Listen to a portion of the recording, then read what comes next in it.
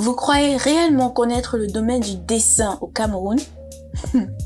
Bienvenue au Pixie Talks, le podcast où nous parlons des réalités, des bons comme des mauvais, du dessin au Cameroun. Alors pour cette première émission, nous allons accueillir comme il se doit l'artiste Martini Ngola. Bonjour. Nos internautes aimeraient savoir qui est-ce que vous êtes? Qui est Martini Ngola? Bonjour, je suis Martini Ngola, artiste peintre camerounais de formation et BDiste autodidacte. Enchanté de vous connaître. Ça fait combien de temps que vous pratiquez le dessin? Ça fait combien de temps que je pratique le dessin? Je dirais depuis toujours, parce que c'est une passion, parce que chez nous c'est inné. Alors quand on dit c'est inné, vous comprenez que c'est dès les premiers réflexes, dès le bas âge qu'on commence à faire des traits. Mais s'il faut parler de dessin aux bandes dessinées professionnelles, ça date de 2017 quand même. Donc voilà. De 2017 à 2025, nous comptons pratiquement 8 ans, donc c'est pas un petit truc. Pourquoi avoir choisi la branche du cartoon en particulier? Il y a le réalisme, il y a la peinture, mais pourquoi le cartoon? Alors pourquoi j'ai choisi le cartoon, la bande dessinée en particulier? Parce que c'est la toute première forme d'art que je découvre et qui m'intéresse.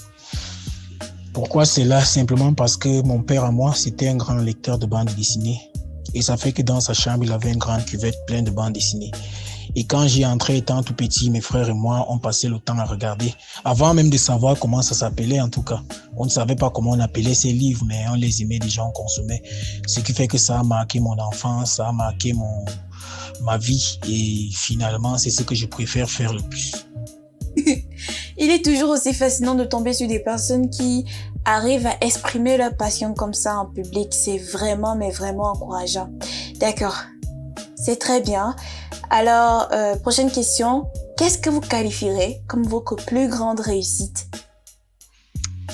Quelle est ma plus grande réussite en ce jour?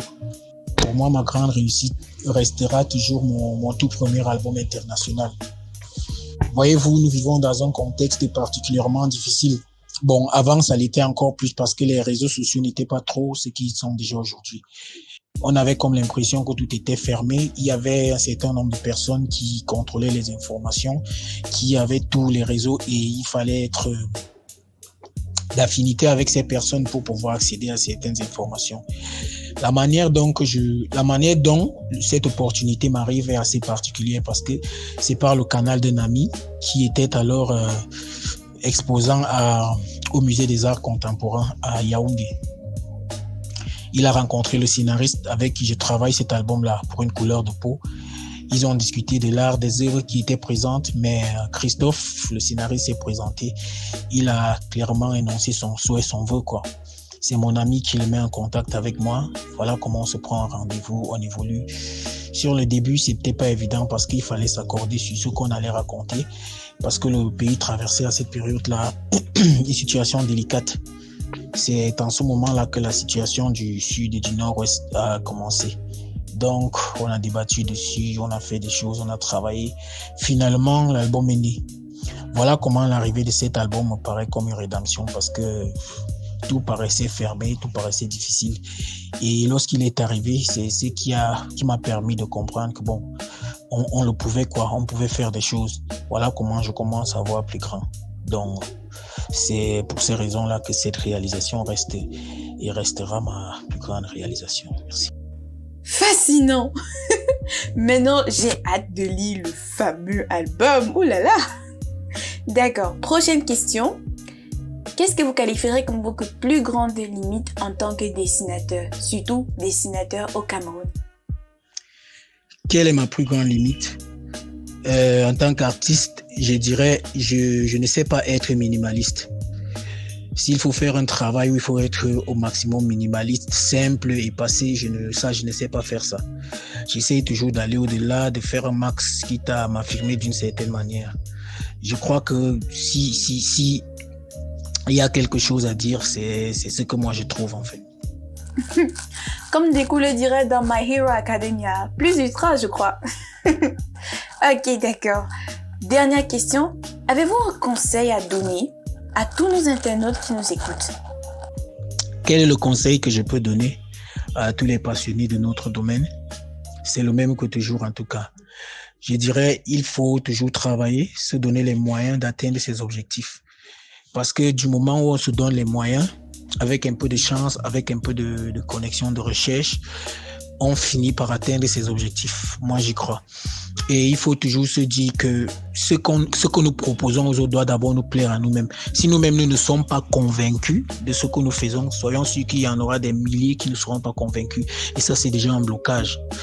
Donc, comme j'ai dit, il faut toujours essayer de pousser le bouchon. Je crois que c'est de là que vient mon incapacité d'être minimaliste. Parce qu'à tout moment, j'essaie toujours de donner plus, j'essaie toujours d'aller au-delà. Moi, je crois que c'est une bonne attitude pour atteindre ses objectifs. Donc voilà, tout est possible à qui croit. Et puis le monde n'est plus fermé tel qu'il était avant. Nous avons Internet, nous avons les réseaux sociaux. Par là, nous sommes tous interconnectés et nous pouvons réaliser ce que les autres font de par le monde. Rien n'est plus impossible, simplement du simple fait qu'on soit en Afrique. Voilà, c'est tout ce que je pouvais dire. Ciao. D'accord. Alors aujourd'hui, on retient que le plus important, c'est toujours travailler, se donner à fond pour pouvoir atteindre ses objectifs. C'était Martine Ngola, en direct des Pixie Talks. J'espère que ça vous a plu. Si vous avez des questions à poser à notre artiste, vous pouvez les laisser en commentaire. Abonnez-vous, partagez et restez connectés pour la suite. Ciao, ciao!